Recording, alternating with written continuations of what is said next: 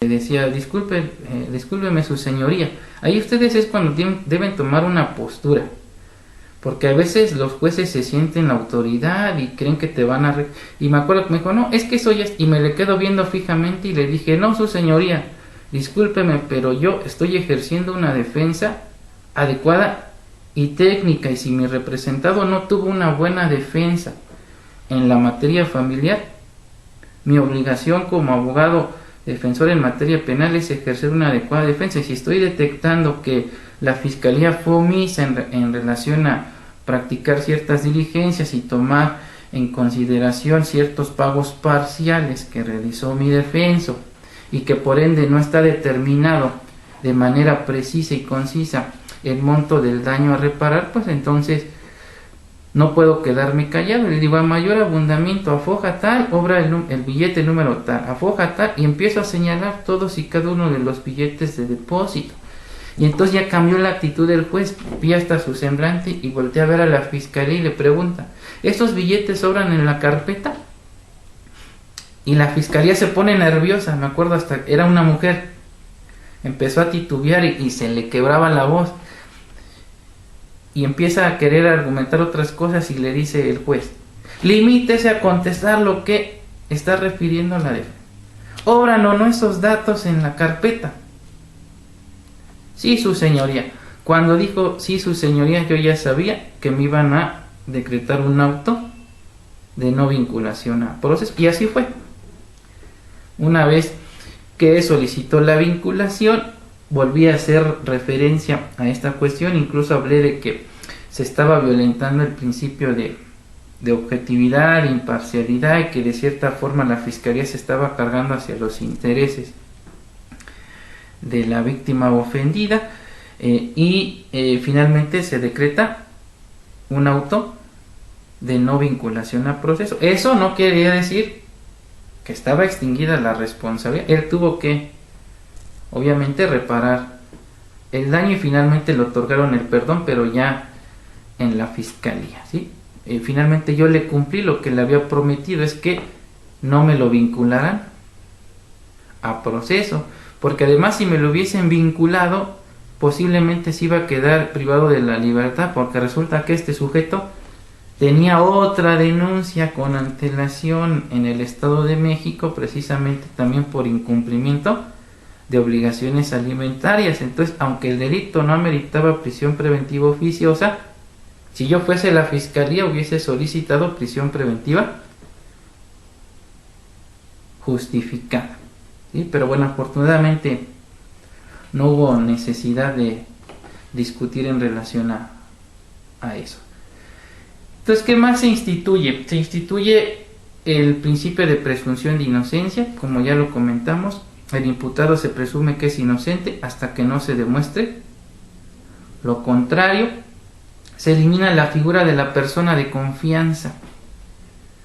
Ahora actualmente el imputado debe contar con una defensa técnica a través de un defensor particular o un defensor público. Si se le permite que se defienda por persona de confianza, las manifestaciones que haga serán nulas de pleno derecho. Y aunque no lo crean, todavía se sigue dando esa situación, o ya no debería ser, pero sin embargo todavía sucede. Tuve un asunto de daño culposo por tránsito de vehículos agravado, se manejaba una fuga y permiten que el imputado se defienda a través de una persona de confianza, que en este caso era su esposa, quien aducía ser pasante en derecho. Obviamente pues no acredita su calidad de abogado, sin embargo la fiscalía permite que la asistencia la lleve esta persona. Obviamente cuando llega ante el juzgado, el juez declara nula las actuaciones de la fiscalía, precisamente porque se violentaba el principio de una adecuada defensa. ¿Qué más establecen en este apartado B? Se establecen derechos de excepción para que las audiencias no sean públicas.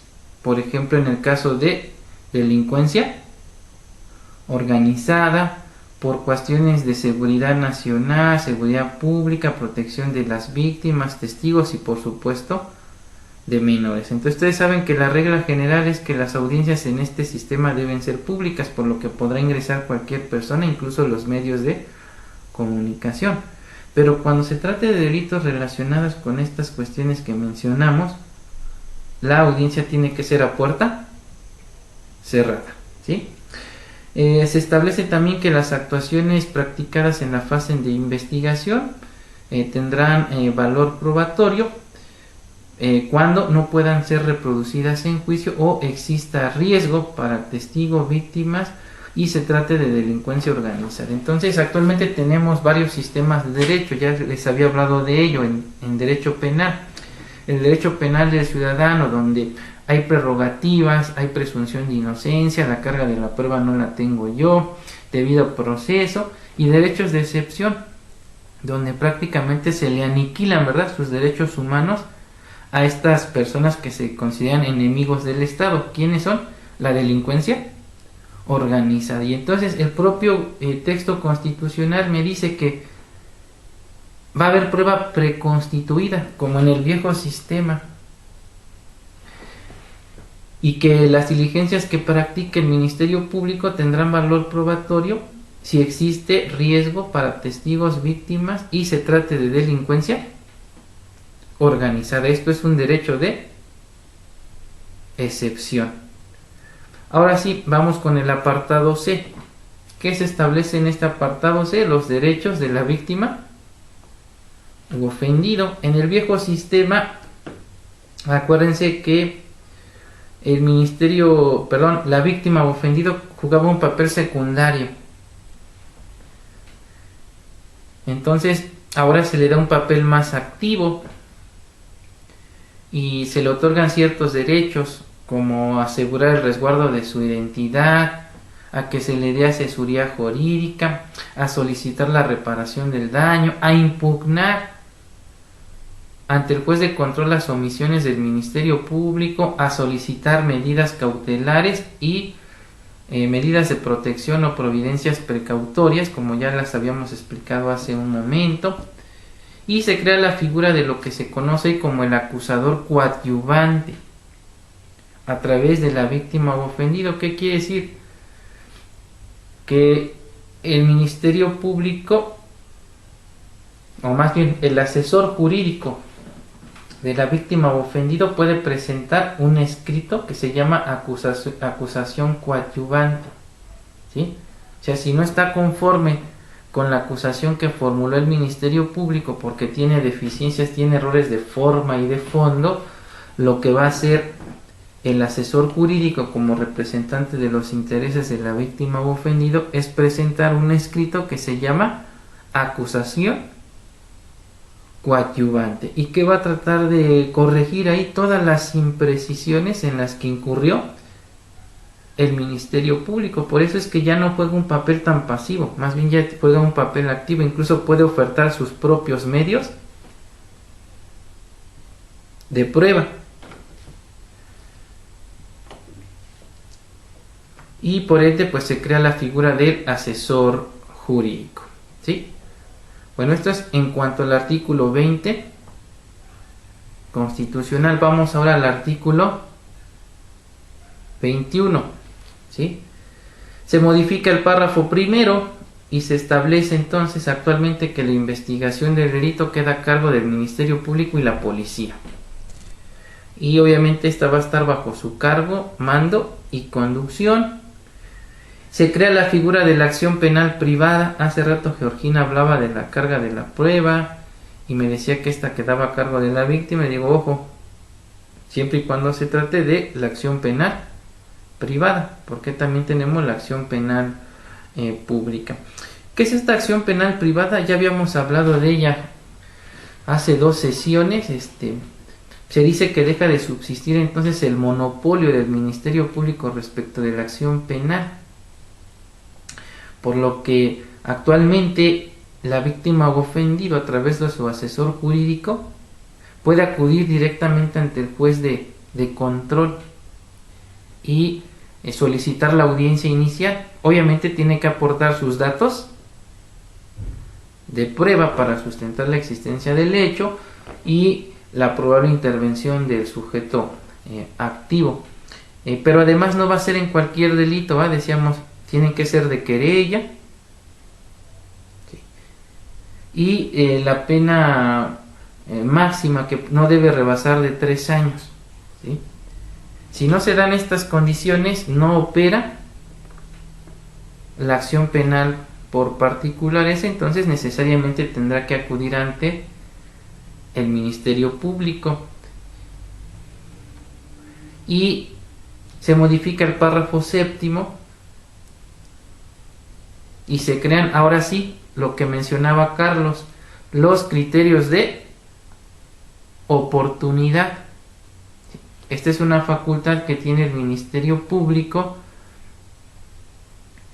para determinar en qué casos pudiera prescindir del ejercicio de la acción penal por considerar que la conducta pues no es penalmente relevante y que sería pues de alguna forma hasta irracional, inhumano llevar a juicio a una persona.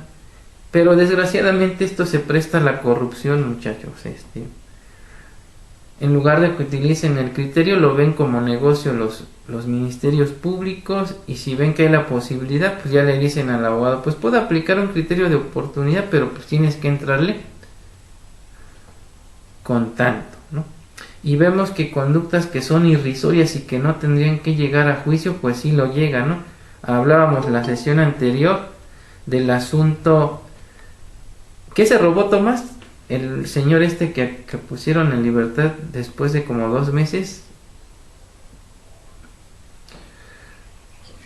Pues se está hablando de otro caso, no recuerdo, pero yo recuerdo a un tesorero general del estado aquí de Nuevo León. Ajá. Que se robó, tuvo peculado de más de 13 millones de pesos de las arcas del gobierno. Bueno, pero ahí hablamos y a los 2 meses libre.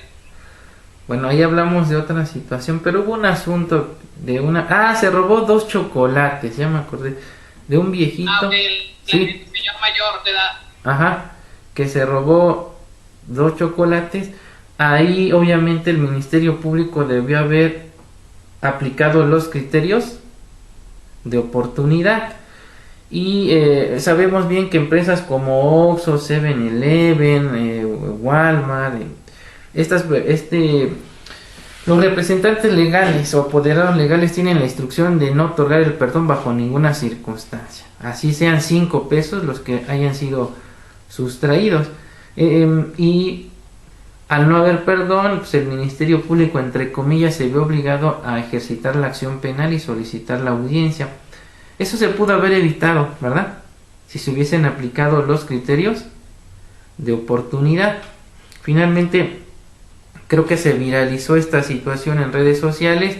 La gente empezó a atacar a la empresa y socialmente se vieron obligados a otorgarle el perdón y obtuvo su libertad. Pero esto se hubiese evitado si se aplicaran los criterios de oportunidad por parte de la Fiscalía. Pues desgraciadamente lo ven como negocio y no como una forma de despresurizar el sistema. Y obviamente se crean los mecanismos alternativos de solución del conflicto para tratar de racionalizar la investigación criminal. Desgraciadamente pues también lo ven como negocio los ministerios públicos. No digo que todos, pero algunos lo ven de esta manera. Se modifica también el párrafo 9º, 10º y 11º, y se establece ahí un contenido en materia de seguridad pública relativo a la prevención del delito, la investigación y persecución, así como la sanción de este tipo de conductas. Se regula la actuación de las autoridades de seguridad pública con respecto a los derechos humanos. Se establece también la certificación de los integrantes de seguridad pública.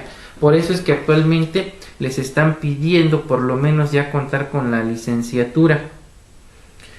nos costó mucho trabajo, para serles sincero, que vamos a inscribir alumnos en seguridad pública durante los primeros 3 años. Sin embargo, ahorita la licenciatura con mayor demanda es precisamente la de seguridad pública por esta situación, que ya les están pidiendo que cuenten con estudios de nivel licenciatura. Entonces tengo ahorita mucho alumno que es elemento de seguridad ciudadana en la Ciudad de México o de alguna corporación policíaca que está estudiando la licenciatura en seguridad pública, precisamente porque les dieron un plazo para acreditar esa circunstancia o serán retirados del cargo, y se reconoce a la comunidad en su participación en las políticas públicas a través de la prevención del delito, es decir, la famosa ley de participación ciudadana. Esto, en resumen, vamos a decir, son las modificaciones más importantes que sufrió la Constitución en relación a la reforma que se publicó en el Diario Oficial de la Federación el 28 de junio de 2008. Quizá nada más la que me faltó es la relativa a que los ministerios públicos, peritos, personal policial y miembros de las Fuerzas Armadas se rigen por sus propias leyes y que podrán ser retirados de su cargo en cualquier momento si no cumplen con los requisitos que señala la ley para permanecer en el mismo, por lo que no podrán ser reinstalados si se acredita que su despido fue injustificado. El Estado solamente estará obligado a indemnizarlos. También hablamos de un derecho de excepción. Se modificó entonces el artículo 123 en su apartado B, en la fracción 13. Entonces también ahorita está mucho de boga esta cuestión de que a los ministerios públicos les estén solicitando que acrediten tener el título y la cédula de licenciado en Derecho. Acuérdense que anteriormente bastaba con ser pasante en Derecho para ser oficial secretario. Actualmente ya no debe ser así. Muchas fiscalías, empezando por la General, empezó a despedir a personal que no cumplía con los requisitos. Ahorita este año lo quiso hacer la Fiscalía de la Ciudad de México, y pues hay abogados también deshonestos que les están prometiendo que a través de un amparo van a evitar esa situación, lo cual pues es completamente incoherente, porque estamos hablando de un derecho de excepción. O sea, no puedes promover el amparo contra una norma que es constitucional. Si está previsto en la Constitución y es un derecho de excepción, tu amparo es notoriamente improcedente. Entonces finalmente no van a prosperar. Pero bueno, ya es cuestión de cada quien si se dejan engañar, sobre todo si son ministerios públicos. Aunque no estén titulados, se supone que estudiaron derecho, ¿no? Pero bueno, a lo mejor a veces se pierde la objetividad y creemos cosas que no son acordes a la realidad. ¿Preguntas en relación a esto que acabamos de analizar? ¿No? Ok, bueno, entonces, ¿qué vamos a analizar ahora? Vamos a analizar las características del proceso penal en México. Habíamos dicho que estas están reguladas por el artículo 20, apartado A de la Constitución Federal.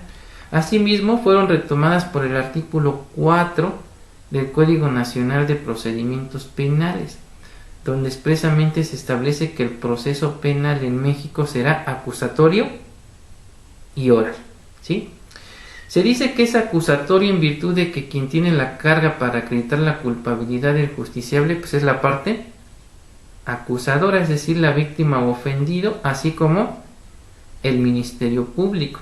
En consecuencia, el imputado, como habíamos comentado, puede mantenerse en la inactividad probatoria, pues quien debe demostrar su culpabilidad precisamente es la parte acusadora.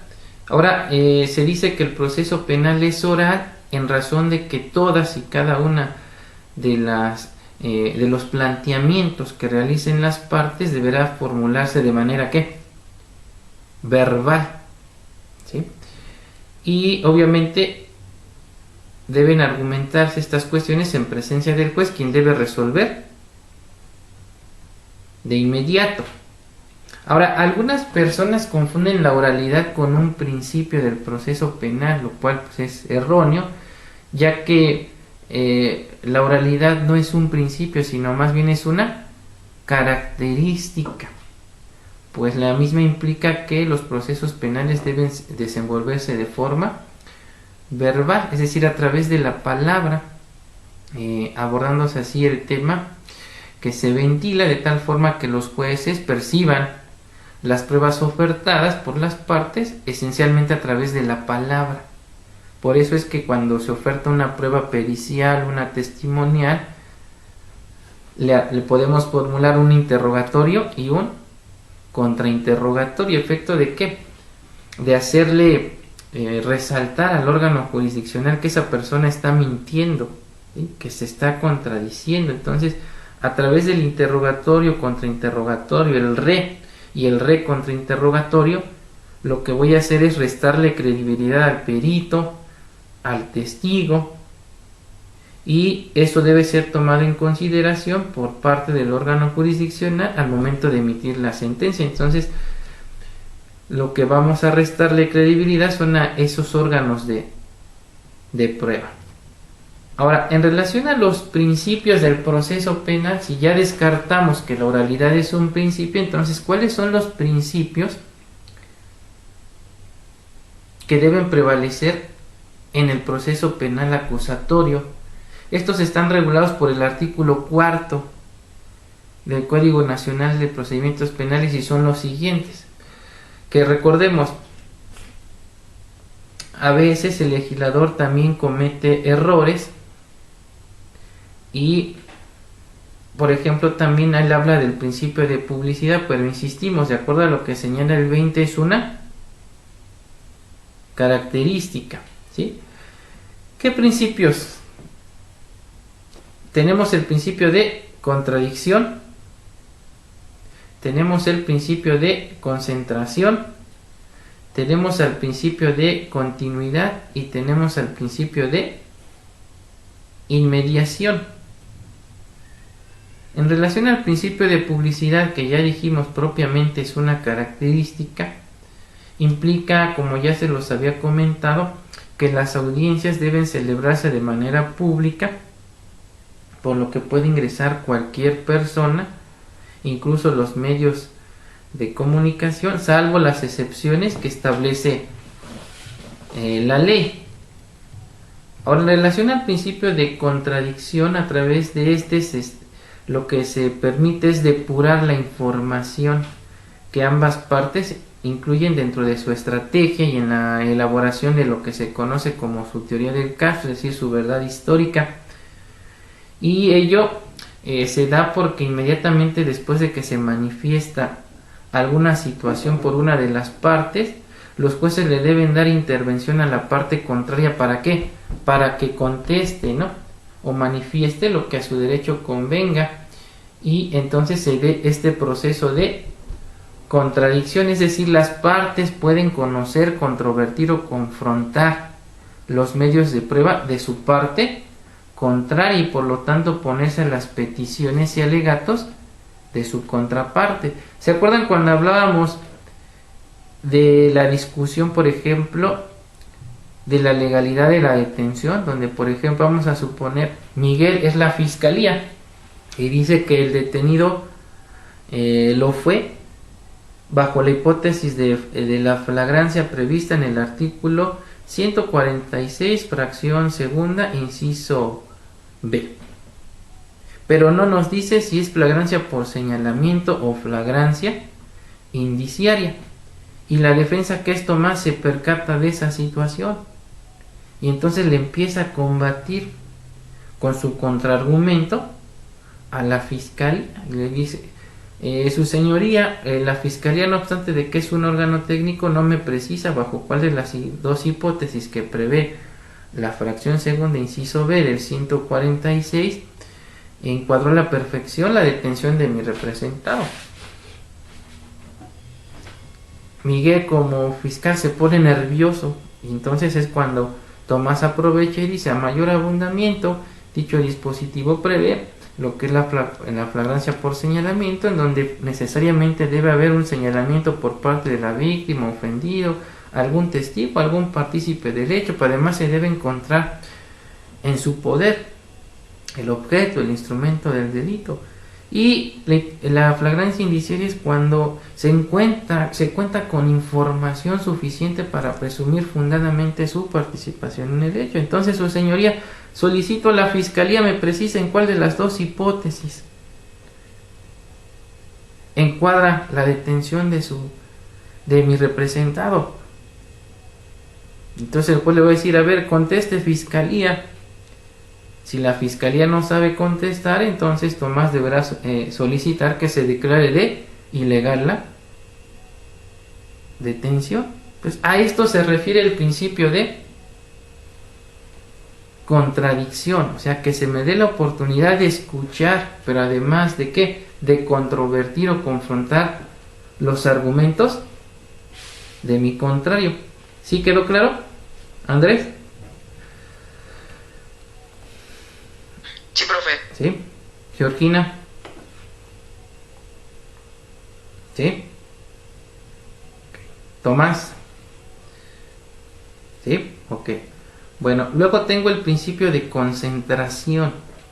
¿A qué se refiere este principio?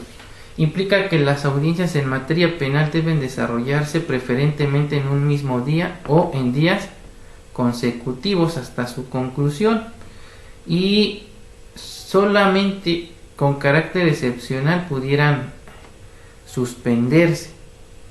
¿Sí? Por ejemplo, una causa justificada para suspender una audiencia pudiera ser que la defensa, el asesor jurídico o la fiscalía se encontraran enfermos, pero no de cualquier enfermedad, sino de algo grave, y por esa situación no pudieron comparecer. En esos casos señala la ley que podrá suspenderse por un plazo máximo de 10 días, pero si una vez pasado ese plazo no se presenta en la fiscalía, se tendrá que declarar nulo todo el actuado y se tendrá que reponer el procedimiento. Entonces, o sea, tiene que ser solamente por enfermedad, pero comprobable que sea grave. Sí, es una de las hipótesis por las cuales se puede suspender la audiencia, y solamente por un plazo máximo de 10 días. Sí, por ejemplo, también que no hayas localizado algún testigo, igual, solo 10 días, ¿sí? Y Si el testigo se murió, ya, pues obviamente ya no estás perdiendo ahí tu órgano de prueba, tendrás que cambiar tu estrategia. Okay. Luego viene el principio de continuidad. Aquí se refiere a la exigencia de que el debate entre las partes no sea interrumpido, es decir, que la audiencia se desarrolle en forma continua, pudiéndose prolongar en sucesiones sucesivas hasta su conclusión, es decir, que las audiencias no se deben interrumpir salvo casos excepcionales, ¿sí? Por ejemplo, en esa audiencia que les comento de procedimiento abreviado, esa se llevó a cabo de forma ininterrumpida desde lo que fue la formulación de la imputación, la vinculación a proceso, la discusión de medidas cautelares, y cuando el Ministerio Público solicita una suspensión para dialogar conmigo 10 minutos y solicitar juicio abreviado, inmediatamente la juez dijo: pues en virtud de que tengo tiempo, vámonos de corrido, y ese mismo día se llevó a cabo el juicio abreviado hasta la emisión de la sentencia, y donde solicité se le otorgara la suspensión condicional del proceso. A eso se refiere. Entonces deben ser continuas, ¿sí? Bien. Luego viene el principio de inmediación. ¿Qué implica este principio? Que se requiere la presencia ininterrumpida del juez, ya que éste pues debe apreciar las pruebas y los argumentos que se desahogan en la audiencia, sobre todo los que se llevan a cabo en la audiencia principal o de juicio, y por ende la actividad probatoria pues debe transcurrir en presencia de ¿quién? Del juez, ¿sí? No de otra persona, es decir, el juez bajo ninguna circunstancia puede delegar sus funciones en una persona distinta, es decir, quien dicta la sentencia es quien debe estar presente en la práctica de las pruebas y es quien forma su convicción con base en lo visto y lo oído en la audiencia, y no como un reflejo de una prueba documental como era en el viejo sistema. Si recuerdan, los jueces emitían sentencias de escritorio, estaban en su oficina leyendo el expediente y con base a ello se creaban su convicción. Ahora, en base al principio de inmediación, el juez debe estar presente y con base en lo que se argumenta y lo que se prueba o se deduce en la audiencia es como se debe resolver, ¿sí? Ahora, existen otros principios que están regulados tanto en la Constitución como en el Código Nacional de Procedimientos Penales. Por ejemplo, se habla del principio de la prueba, que ya lo explicamos hace un momento, que la carga de la prueba no la tiene el imputado, sino el acusado. El principio de convicción judicial, es decir, que solo se puede declarar la responsabilidad de una persona cuando quede plenamente acreditada. El principio de nulidad de la prueba, es decir, cuando una prueba violente de derechos fundamentales debe ser declarada nula.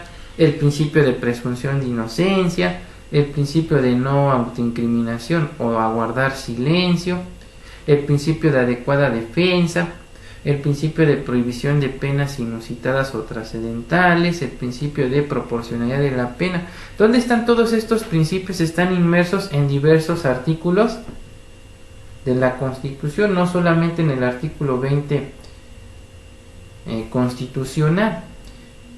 El principio non bis in idem, ¿alguien se acuerda a qué se refiere el principio non bis in idem? No. Nadie puede ser juzgado dos veces por los mismos hechos, ¿sí? Principio de prohibición de absolución de la instancia, es decir, los jueces no pueden dejar de resolver las cuestiones que les fueron planteadas a las partes. Eso está regulado por el artículo 23. Y asimismo se deben tomar en consideración algunos principios que están en el Código Nacional de Procedimientos Penales, como el principio de igualdad ante la ley en su artículo 10, el principio de igualdad entre las partes en su artículo 11, el principio de juicio previo y de debido proceso o garantía de audiencia en su artículo 12. En términos generales, estos serían entonces los principios que deben regir el proceso penal acusatorio y oral. ¿Preguntas? ¿No?